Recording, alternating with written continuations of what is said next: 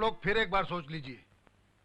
फिर शादी के बाद यह बात नहीं उठनी चाहिए कि भाई ये नहीं मिला, वो नहीं मिला। आप कितनी बार पूछेंगे और हम कितनी बार जवाब देंगे कि हमें दहेज नहीं चाहिए। आप सिर्फ अपनी बेटी को एक साड़ी में विदा कर दीजिए। कमाल है, आजकल के दामाद तो ससुर की चड्डी तक उतरवा लेते हैं, और आप हैं कि देखिए, आप शर्माइए मत, भगवान का दिया बहुत कुछ है हमारे पास।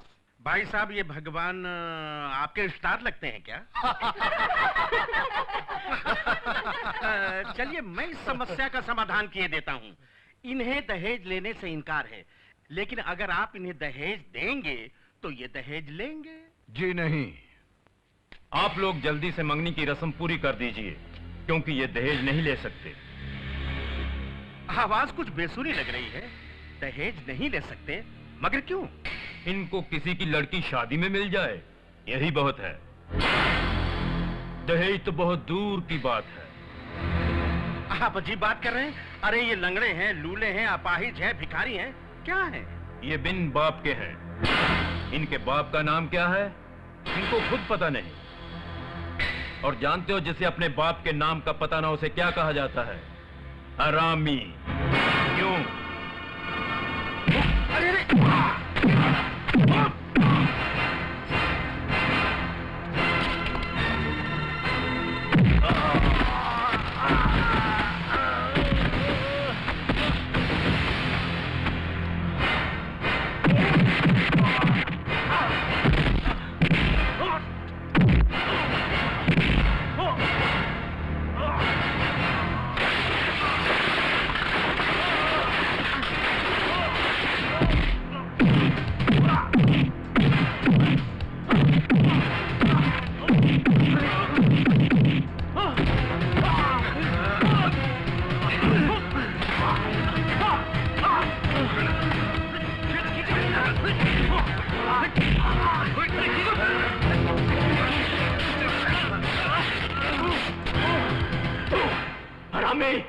तुझे तो यह भी नहीं पता कि तेरा बाप कौन है। कुत्ते अपनी माँ से पूछा होता कि तेरा बाप कौन है। तेरा वारिस, अगर हकीकत बर्दाश्त नहीं होती तो बता, तेरा बाप कौन है? बोल, किस किस की औलाद है तू? किस किस को बाप कहेगा?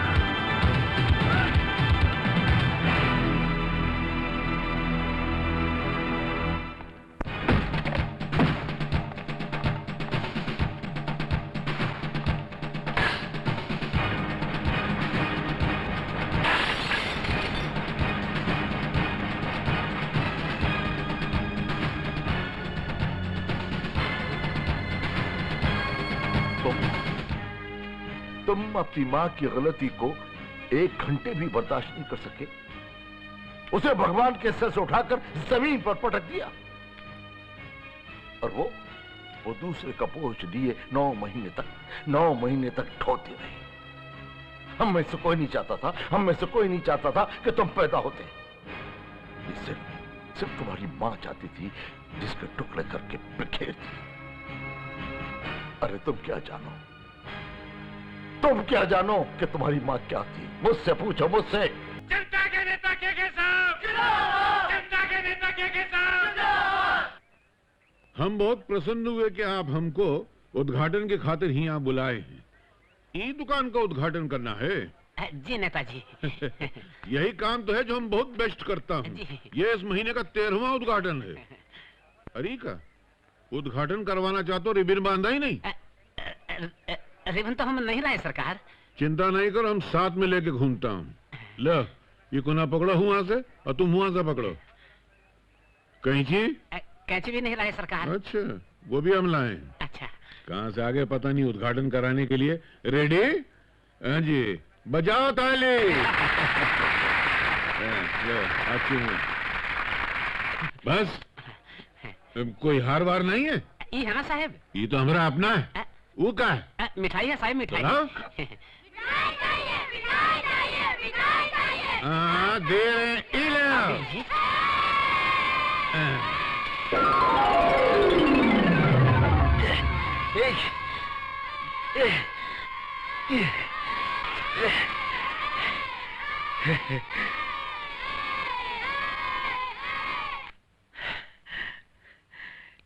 ले देखो घोंचू के।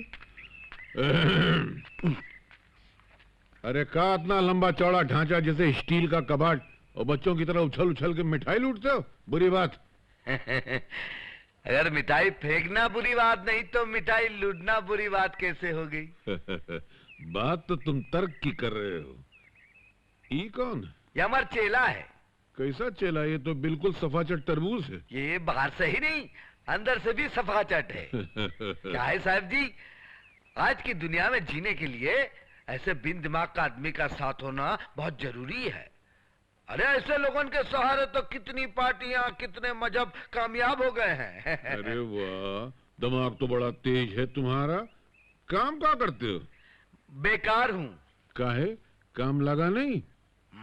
काम तो बहुत लगा है, लेकिन हर जगह से निकला गया हूँ। क्यों?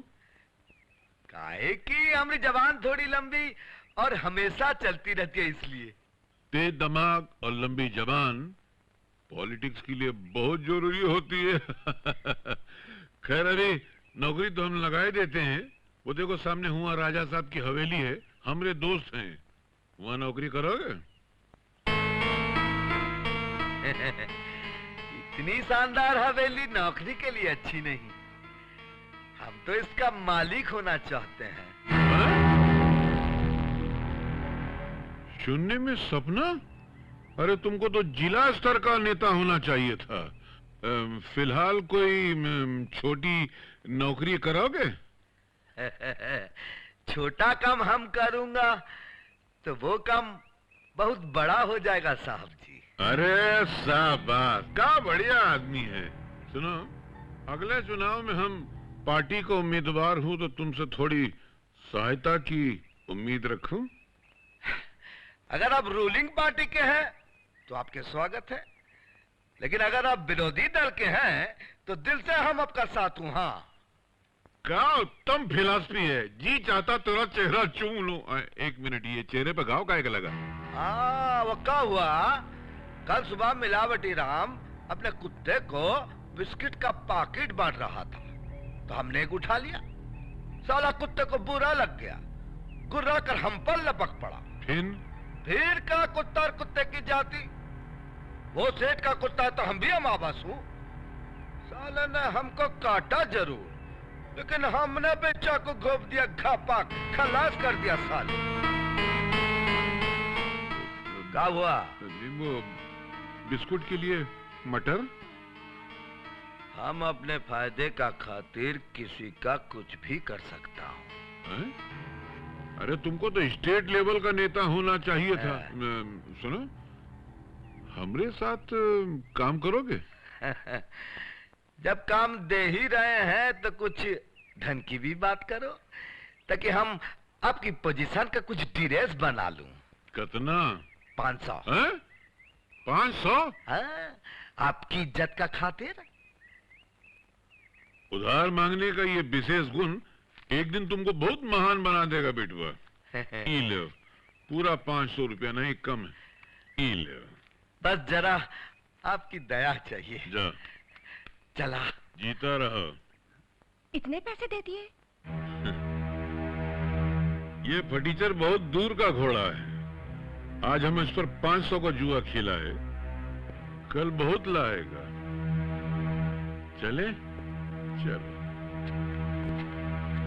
और एक दिन हमारे घर के खिलते चांद को एक अमावस ने देख लिया। पता है अमावस, मेरी सहेलियां मेरी हंसी उड़ाती हैं कि तूने प्यार किया तो भी किससे? एक माइक फिट करने वाले से? दुनिया में क्या तुझे कोई और नहीं मिला? अरे तोरी सालियां तोरे नसीब से जलती हैं।